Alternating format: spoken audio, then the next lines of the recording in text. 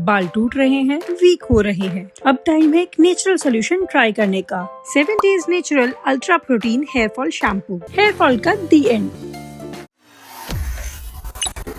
जिस समय ये प्रेस का बुलाना और आपसे मिलने का समय तय हुआ था, उस समय ये परिस्थितियां नहीं थी जो आज टीवी पर या रात में जो हुआ है।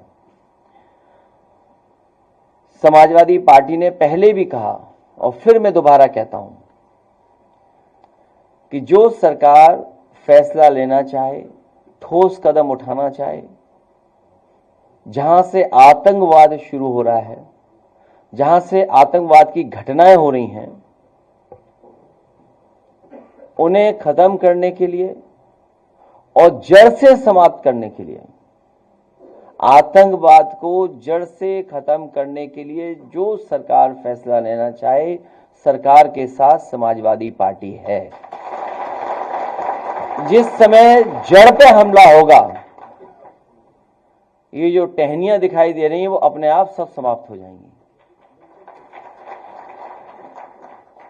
और सीमा की सुरक्षा के लिए हमेशा सजग रहना पड़ेगा।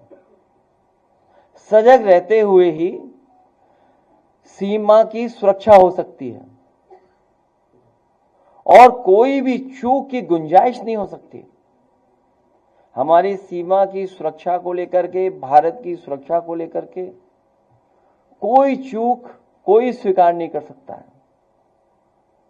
हमें अपनी सेना पर, हमें अपनी आर्म फोर्सेस पर पूरा भरोसा है। यही फोर्स है जो सीमा पर हमारे देश की रक्षा कर रही है और उन्हीं की वजह से आज हम सुरक्षित हैं। आज हम इस हॉल में बैठ पा रहे हैं या हम सुरक्षित माहौल में रह पा रहे हैं। अभी ऑल पार्टी मीटिंग का होना फिर तय हुआ है। समाजवादी पार्टी के राष्ट्रीय प्रमुख महासचिव आदरणीय राम गोपाल यादव जी उस मीटिंग में रहेंगे। जो हमारी पार्टी से सुझाव होगा वो सुझाव जरूर हम लोग देंगे और सुझाव यहां तक देंगे क्योंकि कुछ लोग कहते थे कि अब नए तरह का युद्ध है, इसमें फौज की जरूरत नहीं पड़ेगी और उसका परिणाम यह हुआ था कि अग्निवीर जैसी व्यवस्था लागू हुई थी जो अस्थाई है, स्थायी नहीं है। जो अग्निवीर व्यवस्था है वो अस्थाई है और वही लोग अब परंपरागत तरीकों को क्यों अपना रहे हैं। इसलिए जो कुछ सुझाव होंगे हम लोग ऑल पार्टी मीटिंग में राष्ट्रीय प्रमुख महासचिव जी के माध्यम से भेज देंगे। लेकिन जहां हम लोग यहां बैठे हैं, हाथा नहीं भाता, इतने ही सब बातें आपको तक पहुंच गई हैं। पॉलिटिकल है वो फैसला, मोटिवेटेड है और क्योंकि आप विरोधी हैं, आपसे उन्हें पॉलिटिकल लगता है कि ये हमें पॉलिटिकली कमजोर कर सकते हैं, इसीलिए सब पॉलिटिकल कार्रवाई हो रही है।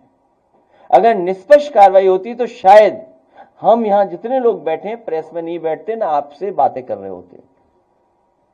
उन्हें हाथा नहीं भाता, तिलक नहीं लुभाता।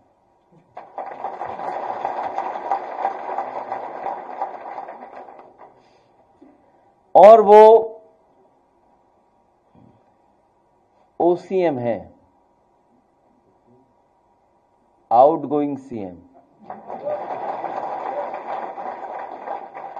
इसलिए अन्याय ज्यादा हो रहा है, इसलिए न्याय नहीं मिल रहा है।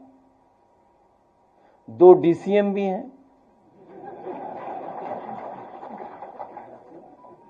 डिप्टी सीएम,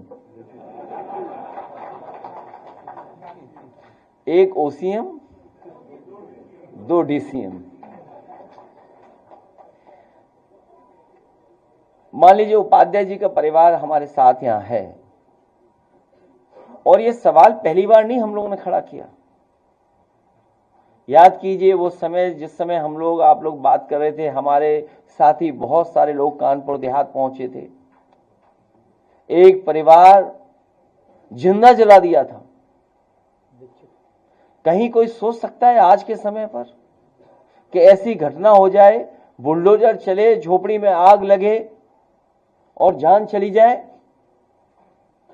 जिंदा जला दिया। और जब उस परिवार का बेटा न्याय मांगने गया, उस सर्दी में कपड़े उतार करके उसको अपमानित किया, उसको पीटा गया, पुलिस के लोगों ने पीटा। ये जो हमारा परिवार बैठा है, हमारी पार्टी सबसे पहले पहुंची, और लोग भी पहुंचे, ऐसा नहीं है। हमारे लीडर ऑपोजिशन पहुंचे, कुछ तिवारी जी पहुंचे, और कोई परिवार ऐसा नहीं है जो समाजवादी था जो उनके घर परिवार नहीं पहुंचा। जो हम लोगों ने पढ़ा, जो जाना, वो यही था कि पुलिस पैसा मांग रही थी। ये पहली बार नहीं हो रहा, पुलिस पैसा मांग रही थी। मुझे याद है वो जौनपुर में उस समय टिकटॉक चलता था।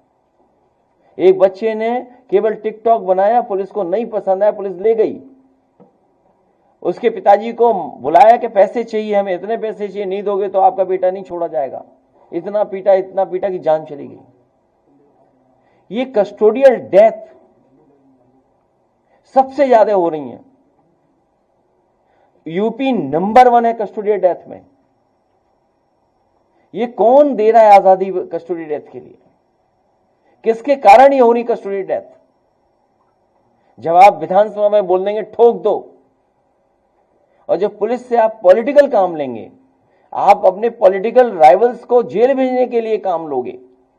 मान लीजिए अभी लीडर ऑपोजिशन ने कहा आदरणीय आजम खान साहब को जेल भेजा। हम बहुत सारे लोगों को जानते होंगे। हमारे दीक्षित जी बैठे हैं, जन्म की तारीख ठीक है, सर्टिफिकेट आपका नहीं ठीक है, ये सीतापुर के रहने वाले हैं। उस जमाने में कंप्यूटर नहीं था। डेट ऑफ बर्थ कोई कहता था होली से पहले, कोई होली के बाद, कोई दिवाली से पहले, दिवाली के बाद पैदा हुआ, वही कहानियां बन जाती थी, वही तारीख बन जाती थी। और रमाकांत यादव, कितना पुराना मामला। इरफान विधायक, हालांकि प्रजापति भी जेल में है। अभी उसका परिवार, जब हमें राज्यसभा का चुनाव था उस समय मिले परिवार के लोग मुझसे आए, बोले कि हम बड़े संकट में हैं। मैंने कहा क्या हुआ? बोले मुख्यमंत्री जी ने हमें बुलाया और मुख्यमंत्री जी ने आश्वासन दिया है कि प्रजापति जी के सब मुकदमे वापस हो जाएंगे, केवल हमें वोट दे दो। सोचिए, प्रजापति परिवार ने वोट दे दिया वहां, क्या प्रजापति छूट गए? तो ये वोट के लिए कुछ भी कर सकते हैं, ये ऐसी ही सरकार है। इसलिए हम सब मिलकर के इस सरकार को हटाने का काम करेंगे, और हम अपने सभी लोगों को भरोसा दिलाते हैं, पीडीए में आप भी हैं। जब कभी भी आप अपना नाम शॉर्ट में लिखते होंगे तो पीडी लिख देते होंगे। कुछ लोग जानते होंगे, अगर लिखना है शॉर्ट में लिख दिया पीडी, तो आप तो पहले से ही इसमें पीडीए में। और हर पीड़ित के साथ हैं हम, हर दुखी के साथ हैं, हर व्यक्ति जो अपमानित हो रहा है उसके साथ हैं। और मैंने तो कई बार का ऑफर कहता हूं कि ईडी जैसा डिपार्टमेंट होना चाहिए। और अगर फाइनेंशियल चीजें देखी जाए तो बहुत से लोगों पे उंगली उठ रही है, बहुत से लोगों में। कई ऐसे लोग हैं जिन्होंने बैंकों का कई हजार करोड़ रुपया, अखबार वाले भी पे दबाव है कि न छापो अखबार में। केवल एक दिन खबर आई, एक बैंक से कोई बहुत सारा पैसा लग गया, कोर्ट में केस चल रहा है, हाई कोर्ट लखनऊ में केस चल रहा है। कोई कंपनी है, उसका मामला है, और बड़ा, हाँ ठीक बात है। मतलब देखिए ना कैसे फ्रॉडगिरी हो रही है। 12,000 करोड़ का मामला है, शायद 12,000 करोड़ का मामला है। बैंक है, बैंक का भी नाम बदल गया अब तो। खैर, अभी सुप्रीम कोर्ट का मैं पढ़ रहा था कि कोई भूषण स्टील है, उसका मामला कुछ हुआ है, कोई नया मॉडल निकाला था, और कोई बहुत बड़े उद्योगपति उन्हें दे दिया, वो अखबारों में छप रहा है। हाँ, वो एक फार्मूला है, एनसीएलटी का तो है, लेकिन एक वो स्कीम बनाई है उन्होंने।